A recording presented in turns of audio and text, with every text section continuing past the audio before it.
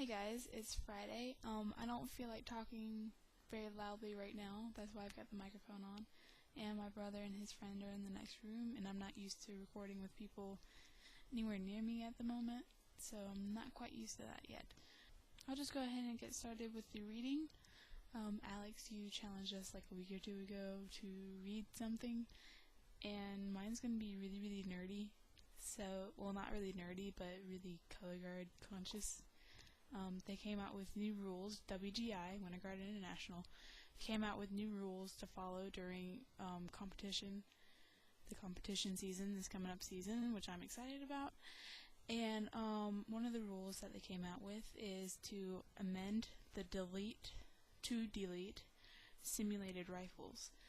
The Color Guard Steering Committee has determined that simulated rifles, i.e. sickle rifles, airblade, etc., will not be defined as authorized equipment towards minimum equipment time. This type of equipment may be used but will not be considered a prop. I was in Color Guard and I was used to this kind of rifle. This is a standardized regulation rifle. This is a 36-inch. It also comes in a 39-inch. This is Avery. This is my rifle this is the rifle I began with. Very first rifle I ever used, and I will continue to use him as long as I can. These are the kind of rifles that will be accepted. I have a picture of an airblade over here. I'm trying not to make too much noise. I don't even know if it's showing up. But you see this right here. Where I'm pointing at this thing right here. That's a airblade, and a sickle rifle is pretty much that, except the holes are solid, and there's a little divot to show you where you do drop spins. I'm really glad that they are not considered a prop anymore, or not considered authorized equipment, because I'm wanting to do Winter Guard within the next year or so, and if I have to join a guard and get used to spinning one of those type rifles, I don't want to have to get used to that. I want to be able to use my rifle. So I just like that rule, just for the simple fact that I just don't like them. I don't like the look of them. The fact that I have that on my wall is only because of Color Guard reference, and I couldn't find a better picture. That, and I didn't want to ruin the articles because I got it from this, and there's another ad on the back of it. But yeah, I get WGI Focus in the mail every season. This one just got in the mail yesterday, so I've been reading that lately. I would read something from that, but it would take too long. So that's the reading part. Alex, you said you can't whistle, and Megan, you said you can't whistle anymore. I can't whistle anymore. I used to be really good at it, but once I started learning flute, my ability to whistle kind of went away, I guess you could say. I'm participating in NaNoWriMo. I don't know what I'm going to write about yet. I was supposed to do that today, but as you can see with my to-do list, I've only got one thing crossed out. So I need to get on that, and I only have like a few hours. I need to get to sleep. I'm going to a band competition tomorrow, and I'm leaving around 8 or 9, and that's incredibly early for me. So pretty much I will be getting up, taking a shower, getting everything together, and leaving within an hour. I'm going to try and wake up around 6:30, which is early for me.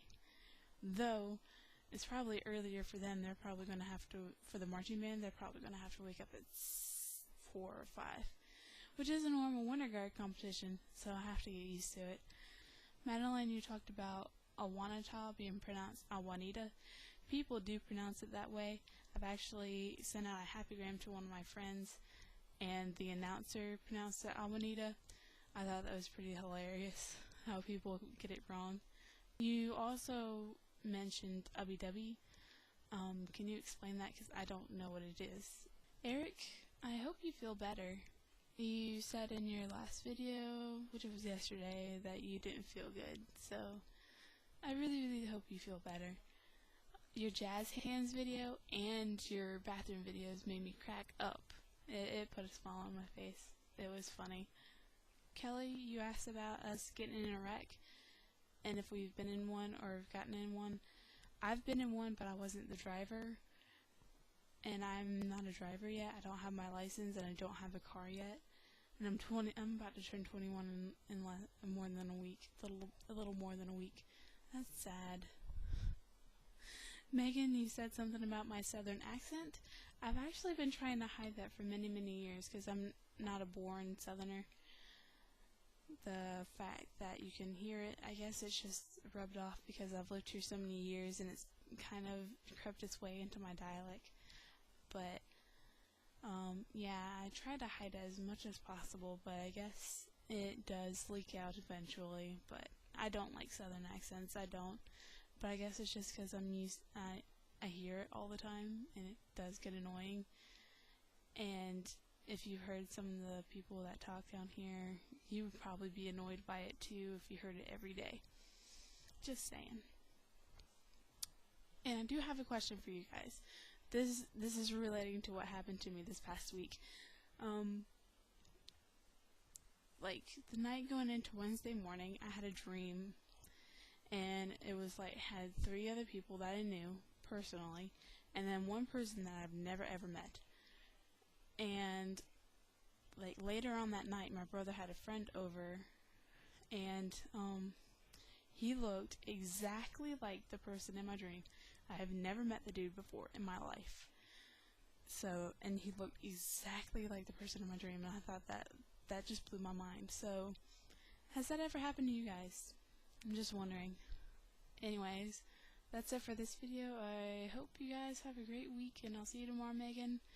Peace out.